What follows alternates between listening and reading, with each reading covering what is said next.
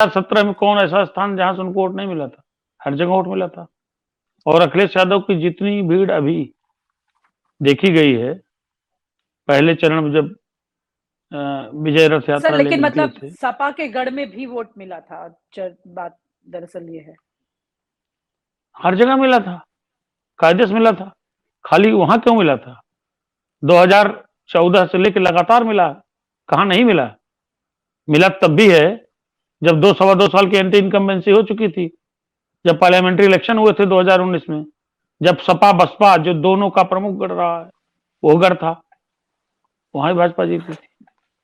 देखिए ऐसा है कि मेरा पता नहीं कि बार बार मैं यही देख रहा हूँ इतने चुनावों से, हालांकि हम सबसे ज्यादा तजुर्बेकार सीपी राय जी यहाँ बैठे हैं, जो बुनियादी इशूज हैं वो कहाँ बड़े इशूज बन पाते हैं।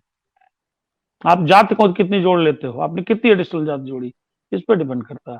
भीड़ की बात आपने की, भीड़ इस पूरे चुनाव प्रचार के दौरान जो सर्वाधिक भीड़ जहां आई होगी, अगर सिद्धार्थ कलहन जी को याद हो तो 2017 में जो भीड़ बनारस में बिल्कुल बिल्कुल बनारस अखिलेश में। यादव को थी, वो भीड़ मैंने आज तक नहीं देखी। मैं बहुत साल से देख रहा हूँ। मैसिव है, मैंने मैसिव। अखिलेश यादव का 2012 का भी कैंपेन देखा था, लेकिन बनारस की भीड़ जैसी भीड़ मैंने नहीं देखी थी। और इस बात की चर्चा और इस बात पे डिबेट होने लगी थी कि देखिए, जो नरेंद्र मोदी की कॉन्स्टिट्यूंसी है, यहां अखिलेश यादव ने परचम लहरा दिया, पर फाइनल रिजल्ट आपने क्या देखा? मैं पता नहीं क्यों, जो मैं इतने वर्षों से देख चुका हूं, मुझे लगता है कि आप यादव मुसलमान, कुर्मी, सुनार, तेली, लोहार, प्रजापति, धीमर, पाल, इनको जोड़िए, इन्हीं को जोड़ के चुनाव होता है। और अभी भी मेरा मानना है, बहुत स्पष्ट कह रहा हूं, कि गैर यादव ओबीसी में जो भाजपा का प्रबल समर्थक सिद्ध हुआ है पिछले 7 सवा 7 सालों में, 8 सालों में उत्तर प्रदेश में, उस पर बहुत बड़ा डेंट नहीं पड़ा है साहब। आप जमीन पर जाइए, वहां देखिए, इसमें कोई शक नहीं कि अखिलेश यादव जबरदस्त चुनाव लड़ रहे हैं, बहुत बढ़िया चुनाव लड़ रहे हैं। अखिलेश यादव ने भारतीय जनता पार्टी के जो इस देश की राजनीति के सबसे चमकदार चेहरे हैं, उनके चेहरों पर पसीना ला दिया, उनके चेहरों पर हताशा, परेशानी ला दी है, कोई शक नहीं दिख रहा। लेकिन वो भी जूझ रहे हैं, और वो बैठे थोड़ी हैं।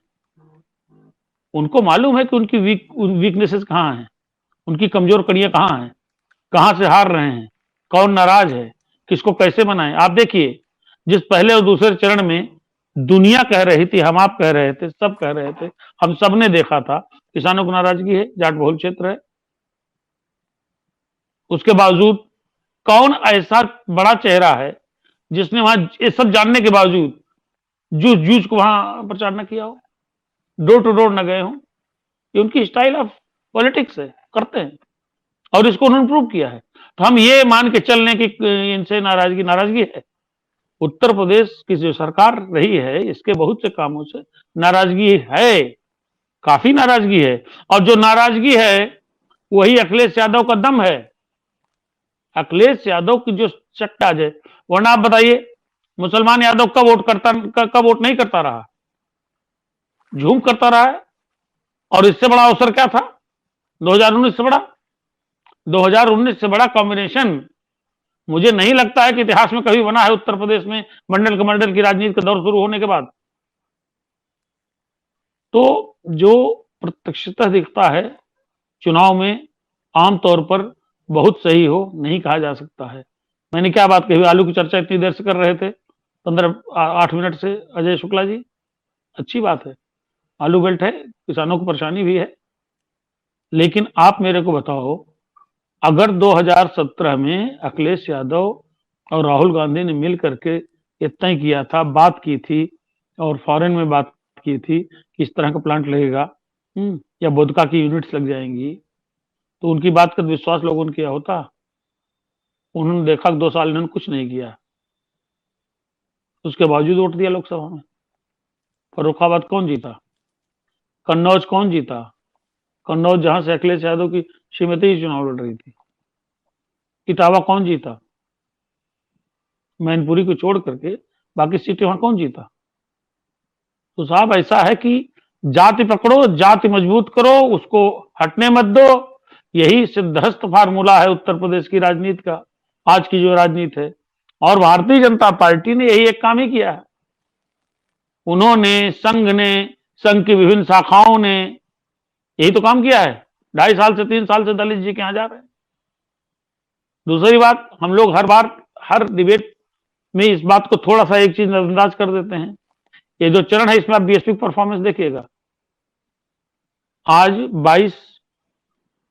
2022 में जो 18 फरवरी है, इस वक्त 10:10 का आप रख लीजिएगा आर्काइव में, और जब 10 तारीख को रिजल्ट आएंगे इसी तीसरे चरण के रिजल्ट देखिएगा। पूरे बुंदेलखंड में अधिकांश स्थान पर भाजपा और बसपा की लड़ाई है, 2 सीटें छोड़ दे तो। यहां भी कई जगह बसपा लड़ रही है। तो बहुत सी चीजें हैं, बहुत से ऐसे, और बसपा बहुत जगह पे सपा को कमजोर भी कर रही है। चौथे चरण में भी अगर देखा जाए तो वहां पे काफी फर्क पड़ने वाला है बसपा का। देखिए, ऐसा है कि भाजपा के खिलाफ नकारात्मकता का जो बड़ा चरण था, भाजपा की दृष्टि से मैं कह रहा हूं, जो उनकी अपनी उनका जो रोड मैप है, जिस हिसाब से उन्होंने प्लानिंग की है, वो गुजर चुका है। उनको सबसे ज्यादा हताशा, निराशा, परेशानी और दिक्कत और उनके तनाव का सबसे बड़ा कारण पहला दूसरा चरण था, वो पार हो गया है। और जो उनका अपना अनुमान है, सबके अपने अनुमान है, ये कह रहे हैं हमने 100 सीट निकाल ली है, वो कह रहे हैं कि हमने जो है 70 सीट निकाल ली है। ये दावे प्रतिदावे हैं, लेकिन फिर भी मैं कह रहा हूं, आपके चैनल पे पहले भी कहा है कि जितना बुरा आमतौर पर समझा जा रहा था पहला दूसरा चरण भाजपा के लिए, बुरा तो है पर उतना बुरा नहीं है, वो बाहर हो जाए एकदम से। तो ये राजनीति है, राजनीति में कहाँ क्या कदम। और जैसे अखिलेश यादव, जहां उनको सबसे बड़ी उम्मीदें थी ईस्टर्न यूपी के कई जिलों में, वहां टिकट डिस्ट्रीब्यूशन को लेकर के बहुत सी दिक्कतें हैं। तीसरे, एक अच्छा काम कर रहे हैं जो मुझे समझ में आ रहा है, जो अभी की खबर है, ये खबर शायद अभी इस बात पे चर्चा पूरे देश में चल रही है। शिवपाल सिंह यादव की तस्वीर देखने के बाद क्या शिवपाल सिंह किनारे कर दिया गया? हाँ, पॉलिटिकली एक तरीके से किया गया, लेकिन और आप हमसे जुड़े रहने के लिए सब्सक्राइब करें YouTube पर, फॉलो करें Twitter पर और लाइक करें Facebook पर। और ज्यादा जानकारी के लिए आपको टाइप करना होगा सिर्फ न्यूज़ नशा।